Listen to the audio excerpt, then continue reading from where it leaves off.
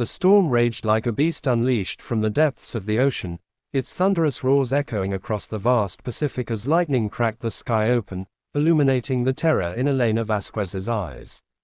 As the CEO of a multi-billion-dollar tech empire, she had commanded boardrooms with unyielding authority, her life a meticulously orchestrated symphony of power lunches, private jets, and unbreakable deals, but now, aboard a chartered yacht meant for a solitary retreat to clear her mind after a brutal merger, the vessel pitched violently, waves towering like skyscrapers crashing down upon her.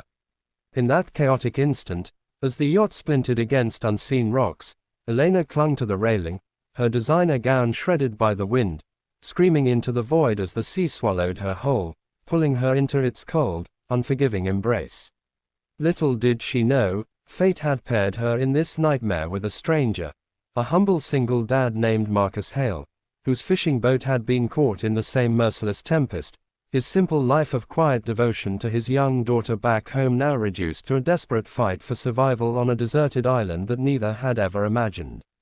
If you believe in the power of kindness and second chances, hit that like button, drop a comment below sharing your thoughts, share this story with someone who needs a reminder of hope, and don't forget to subscribe to Kindness Speaks for more heart-touching tales that celebrate the human spirit. Elena's world blurred into a haze of saltwater and darkness as she was tossed like driftwood onto the jagged shore, her body slamming against the wet sand with a force that knocked the breath from her lungs. Gasping, she clawed her way up the beach, the taste of blood mixing with the brine on her lips, her mind reeling from the sudden shift from luxury to primal chaos. The yacht's wreckage bobbed ominously in the distance, fragments of her opulent life, shattered champagne flutes, torn silk cushions, washing ashore like mocking remnants of her former empire. She staggered to her feet, her high heels long lost to the waves, her bare feet sinking into the coarse sand as she scanned the horizon for any sign of rescue, but there was only the endless expanse of turquoise water meeting a stormy sky, and the dense jungle looming behind her like an impenetrable wall. Panic surged through her veins, a foreign sensation for a woman who had built her fortune on calculated risks and ironclad control. She was Elena Vasquez, the Iron Lady of Silicon Valley, featured on magazine covers for her ruthless ambition, yet here, stripped of her phone, her assistants, her wealth, she felt utterly small, a speck in nature's grand indifference. As the first rays of dawn pierced the dissipating clouds, Elena heard a faint groan from further down the beach, a sound that cut through the rhythmic crash of waves like a lifeline. Cautiously, she approached, her heart pounding, and there he was, Marcus Hale, sprawled amid the debris of his modest fishing boat, his weathered face etched with pain, a deep gash across his arm oozing blood onto the sand. He was a man in his mid-30s, broad-shouldered from years of manual labor, his clothes simple and salt-worn, nothing like the polished executives she surrounded herself with. Marcus had been out on the water that fateful night, casting lines not for sport but for sustenance, providing for his 6-year-old daughter Lily back in their small coastal town, where he worked odd jobs after losing his wife to illness 2 years prior. The storm had hit without warning, flipping his boat and dragging him miles off course, but even in his dazed state, his first thought was of Lily. Would she ever know what happened to him? Elena knelt beside him, her hands trembling, as she tore a strip from her ruined dress to bind his wound, an act of instinct born from some buried well of humanity she hadn't tapped in years. Marcus's eyes fluttered open, meeting hers with a mix of gratitude and wariness, and in that silent exchange, two worlds collided, the corporate titan and the grieving father, both now equals in their vulnerability. The island revealed itself as a paradise turned prison, a lush expanse of palm trees swaying in the breeze, vibrant flowers blooming amid thorny vines, and the distant calls of exotic birds that sounded more like warnings than songs. But beneath the beauty lurked dangers, sharp rocks hidden in the underbrush, poisonous fruits masquerading as edible, and the relentless sun that beat down without mercy, dehydrating them faster than they could comprehend. Elena's initial attempts at survival were frantic and futile. She paced the beach, shouting for help until her voice grew hoarse, her mind fixated on the deals she was missing, the empire that might crumble without her. Marcus, however, moved with a quiet efficiency honed from a life of hardship. He fashioned a spear from a broken branch to catch fish, gathered coconuts for their life-giving water, and built a rudimentary shelter from palm fronds and driftwood. At first, Elena watched him with disdain, her pride balking at the idea of relying on this unassuming man, but as hunger gnawed at her stomach and thirst cracked her lips, she had no choice but to join him, her manicured hands blistering as she learned to crack open shells and weave vines into ropes.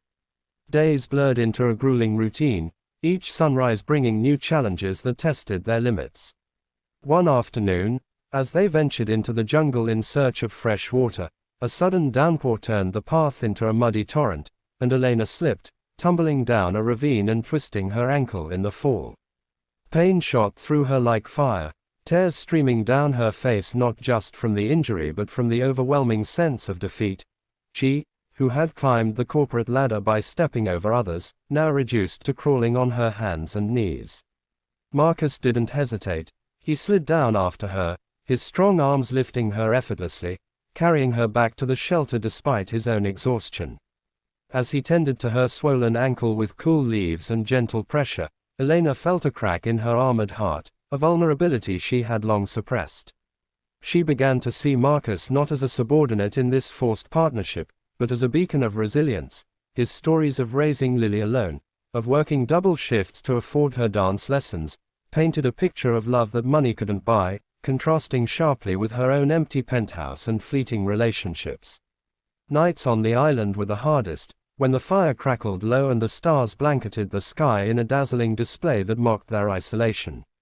Elena would lie awake, the weight of her past pressing down like the humid air, memories of boardroom betrayals, the father who abandoned her as a child, driving her to amass wealth as a shield against abandonment. Marcus, too, wrestled with ghosts. He spoke softly into the darkness about his late wife Sarah, how her cancer had stolen her away too soon, leaving him to navigate fatherhood with a heart full of grief. In these quiet moments, barriers crumbled. Elena shared her fears of failure, how her success had isolated her from genuine connections, and Marcus offered words of quiet wisdom, reminding her that true strength came from within, not from bank accounts. Their conversations wove a tapestry of shared humanity, each revelation drawing them closer, like vines intertwining in the jungle. Yet, suspense hung in the air. Would rescue ever come? Whispers of doubt crept in. Elena wondering if this was her fate, trapped forever in this limbo, while Marcus clung to hope for Lily's sake, his determination fueling the daily efforts to signal for help with fires and carved messages on the beach. As weeks stretched on, the island's trials intensified, forging them in fire. A ferocious storm hit again, winds howling like vengeful spirits, tearing their shelter apart and forcing them to huddle in a cave, bodies pressed close for warmth as rain pounded outside. In the dim light, Elena's hand found Marcus's, a simple touch that sparked something profound, a recognition of mutual dependence, of emotions stirring beyond survival. But challenges mounted. Food grew scarce, forcing Marcus to risk deeper waters for fish, where sharks lurked in the shadows, their fins slicing the surface like omens. One day, he returned bloodied from a close encounter, collapsing on the sand, and Elena's heart seized with terror. She realized then how much she had come to care for this man, his kindness a balm to her wounded soul. She nursed him through feverish nights, her touch tender, her voice soothing as she hummed lullabies she remembered from her own distant childhood. Through these struggles, Elena transformed. The CEO who once prioritized profit over people now valued the small acts of compassion, sharing a ripe mango, laughing at a clumsy attempt to climb a tree, that bound them together. Change came gradually, like the tide reshaping the shore. Elena learned to fish alongside Marcus, her laughter echoing as she splashed in the shallows, a sound foreign to her own ears after years of stern negotiations. Marcus, in turn, opened up about his dreams, not of grandeur, but of giving Lily a stable life, perhaps even finding love again, though he had buried that hope with Sarah. Their bond deepened during a vivid sunset, when they sat on a cliff overlooking the ocean, the sky painted in hues of orange and pink, and Elena confessed her emptiness, how her empire felt hollow without someone to share it with. Marcus's eyes met hers, filled with understanding, and in that gaze, she saw a future not defined by boardrooms but by heartfelt connections. Yet, suspense built as hope waned. Planes occasionally dotted the sky, too distant to notice their signals, and Elena whispered fears of never returning, her voice trembling with the weight of what that might mean for them. The climax unfolded on a moonlit night, the island bathed in silver glow, waves whispering secrets to the shore. Exhausted from another fruitless day of building a raft from salvaged wood, Elena and Marcus sat by the fire, the flames dancing shadows across their faces. Despair crept in, the reality of their isolation pressing heavy. Rescue seemed a distant dream, and the thought of spending their lives here, away from the world, stirred unspoken questions. Elena turned to Marcus, her eyes glistening with unshed tears, and in a voice barely above a breath, she whispered, "If we can't go back, must I marry you?" It was a question born of vulnerability, a blend of fear and budding love, acknowledging the profound shift in her heart. Marcus paused, his hand reaching for hers, and in that moment, the air thickened with emotion, the island's solitude amplifying the intimacy of their connection.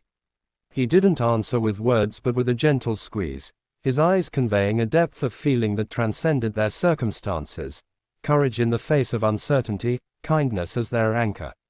Days later, as if fate had heard their plea, the distant hum of a helicopter shattered the island's silence, a search party finally spotting their smoke signals after weeks of tireless efforts.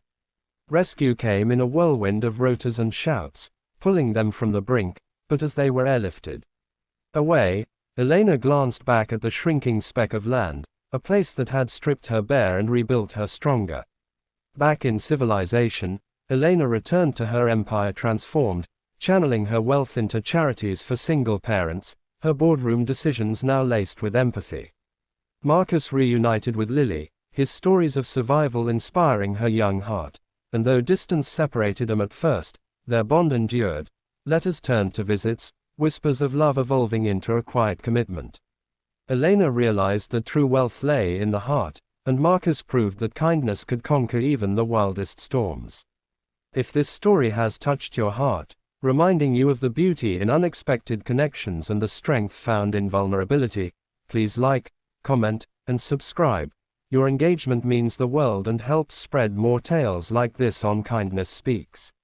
Before we end, I'd love for you to comment below with the line, "Kindness speaks louder than words."